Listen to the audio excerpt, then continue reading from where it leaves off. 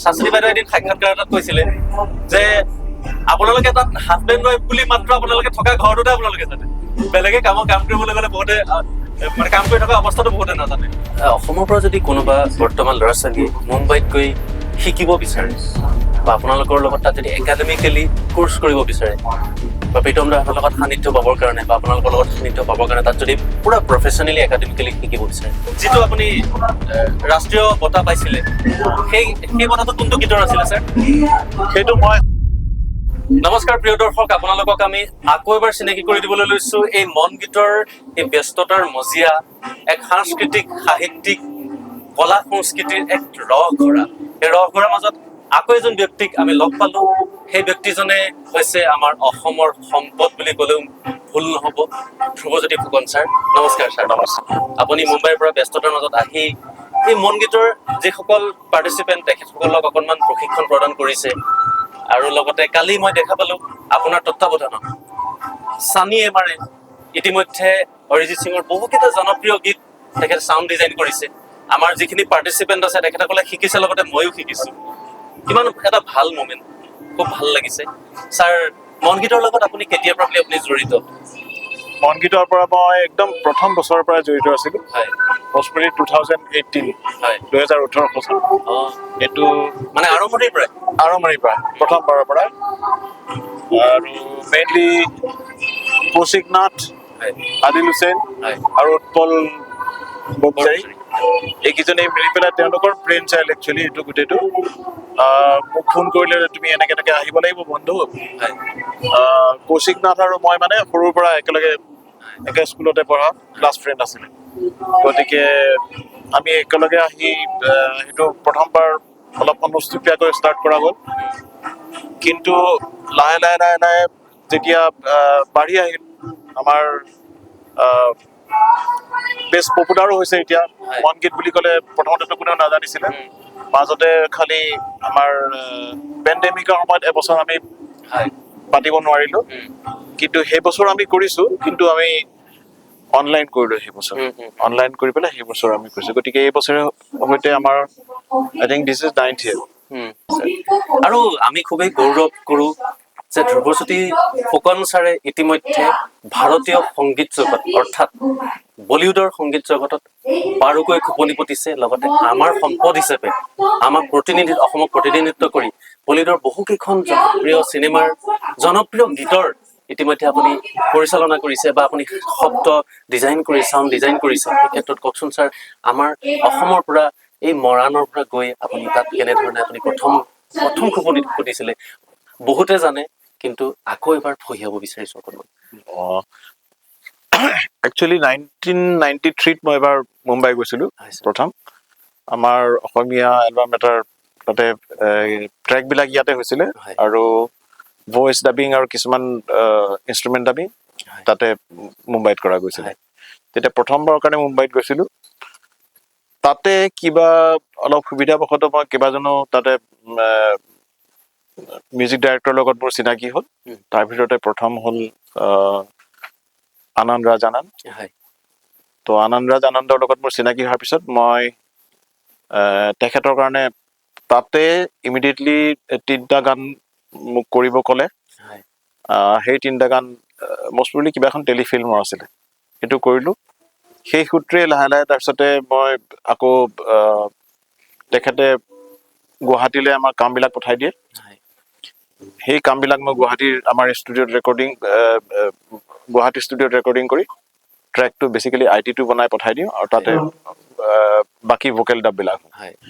1995ত প্ৰথম তেখেতে ক'লে যে মই এখন হিন্দী চিনেমাৰ সংগীত কৰিবলৈ সুবিধা পাইছোঁ, গতিকে আহিব লাগে।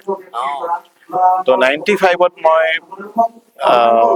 পাৰ্মানেণ্টলি শ্বিফ্ট হৈ গ'লোঁ তাত। গতিকে তাৰ পিছৰ পৰাই লাহে লাহে সেয়াই আৰু বাকী মিউজিক ডাইৰেক্টৰসকলৰ লগতো কাম কৰা হ'ল। যতীন ললিত, নদীম শ্ৰৱণ, আনন্দ মিলিন, এনেকে মানে মোৰ বোধহয় বলিউডত আৰু কোনো বাকী নাই। এম এম ক্ৰীমৰ লগতো মই বহুত কাম কৰিছোঁ। গতিকে তাৰপিছতে সেই মোৰ আনন্দৰ এখন চিনেমা আছিলে কাঁতে বুলি হয় কাঁতেৰ গানকেইটা মানে খুব ফেমাছ হৈ গ'ল হয় আৰু সেই সময়ত সংগীত ব্যৱস্থাপনাৰ যিটো চাউণ্ডৰ যিটো কালাৰ আছিলে সেইটো অলপ বেলেগ ধৰণে মই চান্স পালোঁ কৰিবলৈ হয় সেই এলবামটোৰ পিছৰ পৰা লাহে লাহে মানে মানুহে মোক চিনি পোৱা হ'ল হয় যে অসমৰ পৰা ল'ৰাজন আহিছে হয় অলপ বেলেগ ধৰণৰ চাউণ্ড কৰিব পাৰে গতিকে তাৰপিছৰ পৰা লাহে লাহে মই কাম পোৱা হ'লোঁ আৰু ভালকৈ আৰু লাষ্টত 2007 পৰা তেতিয়া প্ৰীতমৰ মানে প্ৰথম ষ্টাৰ্ট হৈছে আৰু 2004-05 মানৰ পৰা ইনফেক্ট মই ষ্টাৰ্ট কৰিছোঁ প্ৰীতমৰ প্ৰথম কাম গেংষ্টাৰ তুহি মেৰি চব তুহি মেৰি চব তুহি মেৰি চব সেইটো গান প্ৰথম গান আছিলে প্ৰীতমৰ তাৰপিছৰ পৰা 2009 পৰা পাৰ্মানেণ্টলি মই প্ৰীতমৰ লগত গান কৰিছোঁ মানে 99% of his work is done by me Jatin দত্তৰ লগতো বহুত কাম কৰিছোঁ হয় শেষবাৰৰ কাৰণে যিটো আপুনি ৰাষ্ট্ৰীয় বঁটা পাইছিলে সেই বঁটাটো কোনটো গীতৰ আছিলে ছাৰ সেইটো মই এখন চিনেমা কৰিছিলোঁ চিনেমাৰ মিউজিক কৰিছিলোঁ চিনেমাখনৰ নাম আছিলে পঞ্চক্কি হয় পঞ্চক্কি বেকগ্ৰাউণ্ড মিউজিকো মোৰ আছিলে সংগীতটো মোৰ আছিলে সেইখনৰ কাৰণে নেশ্যনেল এৱাৰ্ডটো পাইছিলোঁ সঁচাই আমি গৌৰৱ বোধ কৰোঁ আমি ইণ্টাৰনেটত যেতিয়া ধ্ৰুৱজ্যোতি ফুকন বুলি যেতিয়া চাৰ্চ কৰোঁ তেখেতৰ কামখিনি যেতিয়া চাওঁ সঁচাই ভাল লাগে সদায় ভাবি আছিলোঁ সৰুৰ পৰা দেখা পাই আহিছোঁ শাশ্বতী ফুকন ধ্ৰুৱজ্যোতি ফুকন তেখেতসকলে কি কৰে আমি টিভিত দেখা পাইছোঁ আজি মোৰ পৰম সৌভাগ্য আপোনালোকে বেকগ্ৰাউণ্ড চাউণ্ড শুনি আছে মন গীতৰ আজি শেষ দিনৰ গ্ৰেণ্ড ফিনালি এই আৱাসিক কৰ্মশালা এনেকুৱা এটা ধুনীয়া অনুষ্ঠান মন গীতৰ এই অনুষ্ঠানৰ শেষৰ দিনাখন যিসকল ষ্টাৰ অসমৰ পৰা গৈ মুম্বাইত ফুকনিপুতি খুব ধুনীয়াকৈ অগতানুগতিক শৈলীৰে কাম কৰি আছে তেখেতসকল ইয়ালৈ আহে আৰু সেই তেখেতসকলে উদাহৰণ তেখেতসকল আহি ইয়াত ক্লাছ প্ৰদান কৰে শিক্ষা প্ৰদান কৰে তাৰপিছত শেষৰ দিনাখন তেখেতসকলৰ ছাত্ৰ ছাত্ৰীসকলৰ অনুষ্ঠানৰ লগতে তেখেতসকলৰ উমৈহতীয়াকৈ সুকীয়া সুকীয়া প্ৰগ্ৰেম থাকে আজি সেই প্ৰগ্ৰেম চলি আছে তাৰ মাজতে ছাৰক মই অকণমান অনুৰোধ কৰিলোঁ আৰু অকণমান ছাৰৰ সময় বিচাৰিলোঁ তাৰ মাজতে আপোনালোকে বেকগ্ৰাউণ্ড চাউণ্ড শুনি আছে যে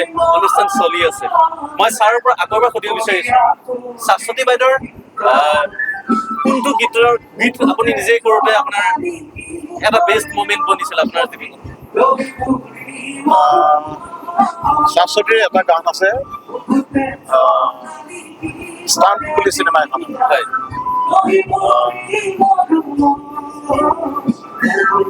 ষ্টাম্প ডাইৰেক্টৰৰ নামটো মই পাহৰিছোঁ সেই গানটো খুব ধুনীয়া গান আছিলে কিন্তু সেই গানটোৰ একচুৱেলি তেওঁৰ যিটো ছিংগিং মানে তেওঁৰ যিটো গায়কী সেই গানটো খুব ধুনীয়াকৈ আহিছিলে কিন্তু পপুলাৰ হ'ল তাতকৈ বেছি পপুলাৰ হ'ল তেওঁৰ কাটা লগা কলিৰ এইবিলাক গতিকে তেওঁ সেইটো চাইডে বেছি মানুহে জানে ৰিমিক্স কুইন বুলি কৈছিলে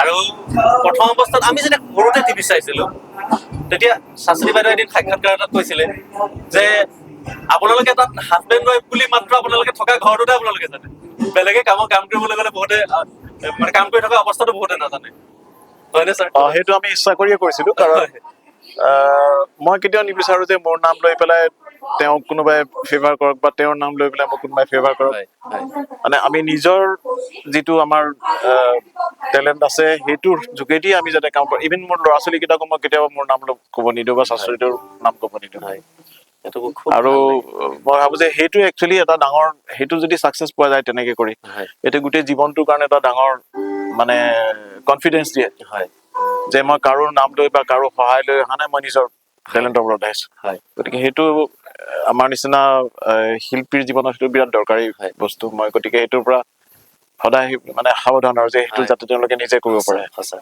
আৰু এটা এবাৰ মই আপোনালোকৰ সাক্ষাৎকাৰ চাওঁতে অলপ মানে চকা চমকাকৈ মনত পৰিছে মোৰ সৰুতে চাইছিলোঁ আপুনি নে শাশ্বতী বাই কৈছিলে যে এবাৰ কোনোবা এটা ষ্টুডিঅ'ত কাম কৰি থকাৰ পিছতো আপোনালোকে হাজবেণ্ড ৱাইফ বুলি বহুতে গম পোৱা নাছিলে খুব মানে ৰহস্য মানে হাঁহি উঠা পৰিৱেশ এটা সৃষ্টি হৈছে বহুত বাৰ হৈছে তেনেকুৱা মানে মোৰ আগতে শাশ্বতীৰ কথা কৈ আছে কিন্তু মই ৰিয়েক্ট কৰা নাই তেতিয়া দুদিনমান পিছত তেখেতসকলে গম পাইছে যে শাশ্বতী মানে মোৰ পত্নী হয়। তাৰপিছত কৈছে দাদা আপুনি ইতনা টাইম আপুনি কিয় বতাই কিয় নি মানে লাষ্টত গম পাই তেওঁলোকে ভাবিছে কি বেয়াকে কোৱাটো বহুত বেয়া কথা হ'ল। ভালেই কৈছিলে বহুত কৰি। সেইটো জনাটো দৰকাৰ নহয় তেওঁৰ বিষয়ে একচুৱেলি মানে নিউট্ৰেল এটা ভিউ বাহিৰত মানুহে কেনেকুৱা তেওঁৰ বিষয়ে কি ক'ব খোজে। মই যদি মোৰ পত্নী বুলি কৈ দিওঁ সেইটো তেওঁলোকে নক'ব, আৰ্টিফিচিয়েলি হৈ যাব। আৰ্টিফিচিয়েল হৈ যাব। এতিয়া বৰ্তমান অসমৰ আপোনালোকৰ মৰাণত ঘৰ আছিলে নহয় জানো ছাৰ? মোৰ মৰাণত এতিয়া কোন কোন আছে আপোনালোকৰ ঘৰত ছাৰ? মৰাণত এতিয়া মা আছে, দেউতা ঢুকালে 2021। হয় তাৰপিছৰ মা আছে, মোৰ এনে ঘৰত মোৰ সৰু ভাইটি তেওঁ নামৰূপত থাকে, হয় মোৰ ডাঙৰ ভণ্টি থাকে দিল্লীত, হয়। একদম সৰু ভণ্টি আৰু এজনী আছে তেওঁলোকে গুৱাহাটীত। শাশ্বতী বাৰ ঘৰ ক'ত আছিলে মাৰ ঘৰ? শাশ্বতীৰ আচল ঘৰ কেলকাতাত, হয় কিন্তু বৰ্ণ and brought up in Assam. হয় আছাম, অৰুণাচল, হয় মিজোৰাম, শিলচৰ, মেঘালয়, হয় শ্বিলঙত বহুত বছৰ আছে, গুৱাহাটীত, পুৰা ডিব্ৰুগড়। ৰটেশ্যন হৈ আছিলে। মোতকে তেওঁ নৰ্থ ইষ্ট বেছি দেখিছে। মই নৰ্থ ইষ্টৰ বহুত জেগা দেখা নাই যিবিলাক তেওঁ ডাঙৰ হৈছে। তেওঁ সৰুৰ পৰা তেওঁৰ ঘৰ একচুৱেলি তেওঁৰ জন্ম হৈছে ডিব্ৰুগড়ত, হয় কিন্তু তেওঁৰ পঢ়া শুনা চব অৰুণাচলত মেক্সিমাম হৈছে, ইটানগৰ, টাৱাং এইবিলাক জেগাত। মই এই সুযোগতেই এই দম্পতীহালৰ মাতৃ পিতৃক ইয়াৰ পৰা প্ৰণাম জনাইছো, যিগৰাকী মাতৃ পিতৃয়ে জন্ম দিলে এক সুযোগ্য আমাৰ অসম তথা ভাৰতৰ বা বৰ্তমান সকলোৰে পৰিচিত সংগীতৰ জগতত কাম কৰি থকা এই দুইগৰাকী ব্যক্তিক আমি এতিয়াও পাই গৌৰৱান্বিত যে মাতৃ পিতৃলৈ ইয়াৰ পৰাই শ্ৰদ্ধা জনাইছো। আৰু ছাৰ ভৱিষ্যতলৈকে এতিয়া বৰ্তমান অসমৰ ইণ্ডাষ্ট্ৰীত কিবা আপোনাৰ কামৰ পৰিকল্পনা কৰিছে নেকি? পৰিকল্পনা কৰিলে নহয়গে, গতিকে তেনেকুৱা আছে কিবা কিবি কাম কৰি আছো, সৰু সুৰা প্ৰজেক্ট কিছুমান কৰি আছো। বাট অসমৰ কাৰণে মই ভাবো যে মন গীতটো এটা ডাঙৰ প্ৰজেক্ট মোৰ, কাৰণ এইটো এটা ডাঙৰ অৰিহণা। এইটো মানে মই এটা ভাবো যে এটা জেনেৰেশ্যন যদি আমি তেনেকে যদি ৰেডি কৰিব পাৰো, সেইটোৱে আমাৰ প্ৰচেষ্টা চলি আছে। আৰু এসময়ত যেতিয়া চুলি তুলি পকে তাৰপিছতে এটা দায়িত্ব আহে, মানে whatever you earn in life, you have to, give it back to the society. তো আমি সেই ছ'চাইটিক আমি অকল মই বুলিয়ে কোৱা নাই, আমাৰ লগত যিবিলাক আছে, পাপন আছে, কল্যাণ আছে, আমি গোটেইখিনি যিবিলাকে আছো, উৎপল আছে, আদিল আছে। আদিলেতো বহুত মানে আদিলৰ কাৰণে এইটো মানে খুব মানে বুকুৰ ভিতৰৰ খুব আপোন এটা প্ৰজেক্ট, সপোনৰ প্ৰজেক্ট। গতিকে আমাৰ সেইটোৱে যে অসমৰ সংগীত কোৱা, কলা কোৱা, এই গোটেইখিনি বস্তু যাতে আৰু অকণমান আপগ্ৰেড হৈ আহিব পাৰে, সেইটো কাৰণে আমি আৰু আমাৰ সুবিধাটো কি হ'ল, আমি তাতে এটা এনেকুৱা এক্সপিৰিয়েঞ্চ পাইছোঁ যে বোম্বেত আটাইতকৈ কমাৰ্চিয়েলি ছাকচেছফুল জেগা এটাত আমি তাৰ মানে লেটেষ্ট টেকন'লজিবিলাকত আমি কাম কৰি থকাৰ সুবিধা এটা পালোঁ। গতিকে সেই বস্তুখিনি আমাৰ অসমৰ ল'ৰা ছোৱালীখিনিক কেনেকৈ আমি দিব পাৰোঁ আমাৰ অভিজ্ঞতাৰ পৰা। এতিয়াতো টেকন'লজি বহুত চেঞ্জ হৈছে, আমাৰ অভিজ্ঞতা হয়তো তেওঁলোকৰ আমি যিবিলাক শিকিলোঁ তেওঁলোকৰ বহুত বেছি কামত নাহিবও পাৰে কেতিয়াবা, কাৰণ technology is changing every day. এতিয়াতো AI আহি গৈছে। বাট আমাৰ অভিজ্ঞতাখিনি, আমাৰ এক্সপিৰিয়েঞ্চখিনি তেওঁলোকৰ যদি কিমান কামত আহিব পাৰে, সেইটোকে আমি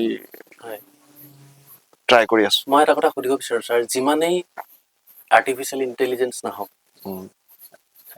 প্ৰাকৃতিকভাৱে যিটো সৃষ্টি, আপোনালোকে প্ৰকৃতিৰ লগত জড়িত হৈ আপোনালোকে প্ৰকৃতিৰ কথা ভাবি যিটো সৃষ্টি কৰে, সেই সৃষ্টিটো চাগে AI কেতিয়াও ফুলফিল কৰিব নোৱাৰিব, নহয় জানো ছাৰ? একচুৱেলি মানুহে AI বুলি ক'লে মানে ভয় খাই যায়। AIটো ইটছ এ টুল। এইটো যেনেকে এসময়ত মিউজিক প্ৰগ্ৰামিং কম্পিউটাৰত মিউজিক আহোঁতে মানুহে ভয় খাইছিলে যে এতিয়া মানে বাহিৰৰ যিবিলাক একষ্টিক ইনষ্ট্ৰুমেণ্ট আছে সেইবিলাক নাইকিয়া হৈ যাব। তেনেকুৱা কেতিয়াও নহয়। সেইটো এটা এনহেঞ্চ কৰে, মানুহৰ এটা দায়ৰাটো অলপ কৰে, নতুন টেষ্টৰ জন্ম দিয়ে, মানুহৰ গানবিলাক লিচনিং হেৰিটো অলপ বেলেগ হৈ যায়, টেষ্টবিলাকো চেঞ্জ হয়। AIও তেনেকুৱা এটা টুল। এইটো তাত ইণ্টেলিজেঞ্চ বুলি শব্দ থকা কাৰণে মানুহে ভয় খাইছে, কিন্তু সেইটো ভয় কৰিবলৈ কোনো কথা নাই। খালি সেইটোৰ লগত আমি খোজ মিলাই আমি বাঢ়ি যাব লাগিব মানে তাক ভয় কৰিলে নহ'ব ভয় কৰি পেলাই আমি তাক যদি এৰি দিওঁ তেতিয়াহ'লে আমি পিছুৱাই যাম কাৰণ বাকীবিলাক মানুহে AI ইউজ কৰিব আমি যদি সেইটো যদি শিকি নেপেলাওঁ তেতিয়াহ'লে বাকীবিলাক মানুহে আমাক পিছুৱাই থৈ গুচি যাব সঁচা কথা গতিকে সেইটো আমি AIটোৰ বিষয়ে অধ্যয়ন কৰিব লাগিব শিকিব লাগিব তাক আমাৰ কেনেকে আমি কামত ইউজ কৰিব পাৰোঁ সেইটো আমি শিকিব লাগিব it's nothing but a tool basically সেইটোৱে কথা আৰু শেষবাৰ লাষ্ট আপুনি বলিউডৰ কোনটো গান কৰিছিলে লাষ্ট টাইম আমাৰ এতিয়া ৰিলিজ হৈ আছে আমি আমাৰ লাষ্ট এলবাম বুট কৰোঁ প্ৰীতমৰ মেট্ৰ' যিটো মেট্ৰ' হিন্দী ন সেইখনত কাম কৰিছিলোঁ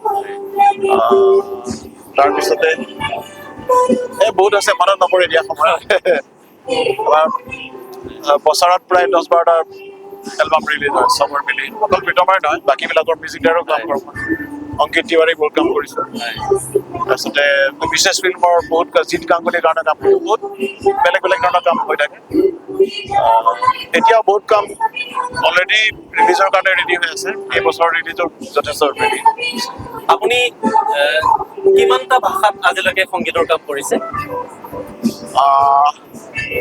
ভাষা হিচাপে বহুত বেছি কৰা নাই হয় মেইনলি হিন্দী কৰিছোঁ ইংৰাজী কৰিছোঁ কানাড়া কৰিছোঁ কানাড়া তাৰপিছতে অসমীয়াটো কৰিছোঁ বেংগলী কৰিছোঁ হয় আৰু আমাৰ একচুৱেলি মোৰ যিটো প্ৰফেশ্যন সেইটো ভাষাৰ লগত ইমান ভাষাৰ লগত যদি বলিউড জড়িত নহয় বলিউড বেছ মই কৰা ট্ৰেক বহুত বেলেগ বেলেগ ভাষাত ট্ৰেন্সলেট হৈছে মানে মেইন ভোকেল পৰ্চনটো গতিকে মই নিজে নাজানো একচুৱেলি কিমানটা spread হৈ গৈছে ষ্টেটত কোনটো লেংগুৱেজ হৈছে মই নিজে গম নাপাওঁ হয় ছাৰ পিছত ডাব কৰি পেলাই বেলেগ অন্য এটা ভাষাত ডাব কৰি পেলাই এইবিলাক ৰিলিজ কৰা হয় গতিকে মই গম নাপাওঁ আৰু হয় এতিয়া মন গীতৰ সৈতে জড়িত হৈ যিসকল পাৰ্টিচিপেণ্টে কাম কৰি আছে তেওঁলোকে এটা অপৰচুনিটি পাব নিশ্চয় আৰু ইতিমধ্যে পাইছেও আৰু আন যিসকল নতুন প্ৰজন্মৰ ল'ৰা ছোৱালী আছে সংগীতৰ ক্ষেত্ৰখনত নিজকে সঁপি দিব বিচাৰে প্ৰফেশ্যন হিচাপে ল'ব বিচাৰে তেওঁলোকৰ কাৰণে প্ৰাথমিক পৰ্যায়ত কি কৰিব লাগিব আপুনি কি ক'ব বিচাৰে লিচনিং শুনিব লাগিব মই একচুৱেলি বহুত ব্যাকৰণ পঢ়ি পেলাই হোৱা মিউজিচিয়ান নহয় মই শুনি পেলাই যিখিনি মোৰ বডিত যিখিনি আহিছে মোৰ যিখিনি শিকিছোঁ বেচিকেলি চব শুনি শিকিছোঁ listening is the best way to learn music সেইটোৱে মই ভাবোঁ কাৰণ সেইটোৱেদি অকল মিউজিক শিকাই নহয় মানে গ্ৰ' কৰে নিজৰ ভিতৰত সেই অনুভৱবিলাক গ্ৰ' কৰে গতিকে মই চবকে সেই লিচনিঙৰটো আৰু এতিয়াতো সুবিধা হৈছে বহুত গোটেই পৃথিৱীখন হাতৰ মুঠিত গোটেই ইণ্টাৰনেটটো মানে প্ৰত্যেক ঘৰে ঘৰে ইণ্টাৰনেট হয় মানে মোৰতো এনেকুৱা লাগে যেন এতিয়া ইণ্টাৰনেটটো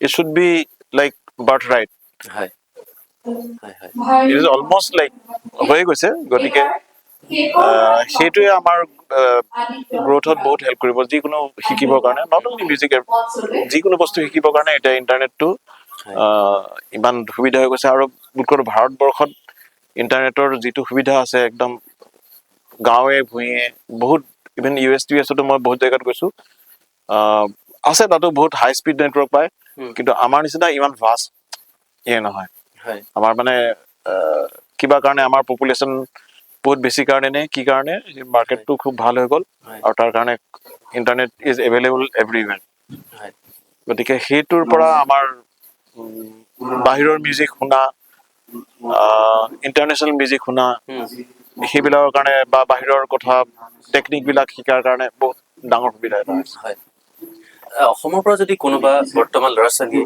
মুম্বাইত গৈ শিকিব বিচাৰে বা আপোনালোকৰ লগত তাত যদি একাডেমিকেলি কোৰ্চ কৰিব বিচাৰে ক'ত আপুনি ৰেফাৰ কৰিব বা প্ৰীতম দাহঁতৰ লগত সান্নিধ্য পাবৰ কাৰণে বা আপোনালোকৰ লগত সান্নিধ্য পাবৰ কাৰণে তাত যদি পুৰা প্ৰফেচনেলি একাডেমিকেলি শিকিব বিচাৰে তেনেকুৱা একচুৱেলি আছে মুম্বাইত কেইবাখনো ইনষ্টিটিউট আছে ইভেন দিল্লীতো আছে এতিয়াতো অসমতো হৈছে, কিন্তু I always prefer Berklee college of music, এইটো বষ্টনত এখন মিউজিকৰ আছে।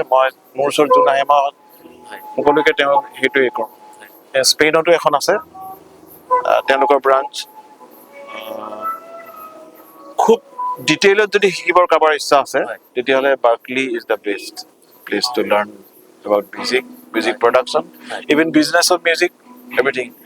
আৰু তাতে গোটেই পৃথিৱীৰ আটাইতকৈ জ্ঞানী মিউজিচিয়ানসকলে তেওঁলোকৰ ফেকাল্টি যিটো আছে বহুত মানে ভাষ্ট ফেকাল্টি, প্লাছ নেটৱৰ্কিং এটা ইম্পৰ্টেণ্ট। গোটেই ৱৰ্ল্ড ৱাইড ডাঙৰ ডাঙৰ মিউজিচিয়ান তাতে আহে শিকাৰ। আৰু খুব বেছি এক্সপেঞ্চিভো নহয়, যদি ইণ্টাৰনেটৰ থ্ৰুৱেদি শিকিব পাৰে। অনলাইন ক্লাছেছো হয় আজিকালি, গতিকে সেইটো ইভেন মোৰ ল'ৰা ছোৱালীকেইটাও তাৰ পৰা কোৰ্চ লৈছিলে। অনলাইনত কোৰ্চ কৰিব কাৰণে কেনেধৰণে কি তাত বাৰ্কলি ৱেবছাইট আছে, বাৰ্কলি ৱেবছাইটত এনৰোল কৰিলে তাৰ পৰা কৰিব পাৰে। কোৰ্চ চিলেক্ট কৰিব লাগে, কেনেকুৱা ধৰণৰ। Actually it depends on what stage you are right now. তুমি কিমানখিনি শিকিলা অলৰেডি, সেইটো হিচাপে তাতে মানে বেলেগ বেলেগ কিছুমান মডিউল আছে। সেই কোনটো মডিউল তোমাৰ কাৰণে সেই সময়ৰ কাৰণে জৰুৰী, সেইটো হিচাপত তুমি ডিচাইড কৰিব পাৰা, আৰু সেইটো হিচাপে খুব কম বাজেটত তুমি শিকিব পাৰা। মানে গোটেই এডমিশ্যন প্ৰচেছ গোটেইখিনি মানে তাত কিছুমানে যদি থাকি মেলি শিকিব যদি অসুবিধা হয় তেন্তে ঘৰৰ পৰা পাৰিব আৰু ঘৰৰ পৰা পাৰিব। আৰু মুম্বাইত কেইবাখনো আছে। মুম্বাইত স্কুল অফ বলিউড মিউজিক বুলি এখন আছে, তাৰপিছতে টেক বুলি এখন আছে, খুব ভাল। আৰু কেইবাখনো আছে, কেইবাখনো ভাল ভাল একাডেমি দিয়া হৈছে। তাতো আমাৰ ইণ্ডিয়াৰ ভাল ভাল যিবিলাক টেকনিচিয়ান আহে তাতে লেকচাৰ দিয়ে। আপোনাক যদি তাত লগ পাব বিচাৰে ক'ত পাব? মোক ফোনত পাব। যদি একাডেমিকেলি প্ৰফেচনেল ক্লাছ হিচাপে আপোনাক যদি পাব বিচাৰে আপুনি ক'ৰবাত সময় দিব পাৰিবনে? মই এতিয়ালৈকে তেনেকুৱা ষ্টাৰ্ট কৰা নাই। মই বেচিকেলি মই ইমান সময় নাপাওঁ, কিন্তু মই যদি পাওঁ তেতিয়া মই ৱৰ্কশ্বপবিলাক কৰোঁ। মই যোৱা বছৰে ডিচেম্বৰ মাহত মই দিল্লীতো ৱৰ্কশ্বপ এটা কৰি আহিছোঁ, ডাঙৰ ৱৰ্কশ্বপ এটা কৰি আহিছোঁ। তেনেকুৱা মোৰ ৱৰ্কশ্বপ কিছুমান হৈ থাকে। বম্বেতো বহুত জেগাত ৱৰ্কশ্বপ হৈ আছে। ইনফেক্ট 30 জানুৱাৰীত এটা ৱৰ্কশ্বপ আছে। সেইবিলাকত কোনোবাই মন কৰিলে যাব পাৰে। ৱৰ্কশ্বপ কেইটা যদি জইন কৰিব খুজিছে তেনেকে যাব পাৰে। আপুনি বিশেষকৈ কোনকেইটা বিষয়ৰ ওপৰত গুৰুত্ব দি পেলাই আপুনি ৱৰ্কশ্বপটো কৰে ছাৰ? মোৰ মেইন হ'ল মিউজিক প্ৰডাকশ্যন, যিটো মোৰ মেইন প্ৰফেশ্যন। গতিকে তাতে মিউজিক প্ৰডাকশ্যন এটা ফাৰ্ষ্ট ছাবজেক্ট। একচুৱেলি এটা ৱৰ্কশ্বপতো শেষ কৰিব নোৱাৰি, কিন্তু পাৰ্টলি অলপ অলপকৈ মই গৈ থাকিব পাৰোঁ। আৰু মোৰ তেনেকুৱা পিছলৈ এটা ইচ্ছা আছে যে মোৰ নিজৰ এখন ইনষ্টিটিউট তেনেকৈ খুলিবৰ কাৰণে যদি সময় সুবিধা পাওঁ ভাল হ'ব। মই ইভেন অসমতো যদি তেনেকুৱা যদি সুবিধা পাওঁ, মই দুই এজনৰ লগত কথাও পাতিছিলোঁ, but it needs a huge finance. চাওঁ যদি পিছলৈ তেনেকুৱা সুবিধা হয়, কিবা এটা মোৰ মন আছে।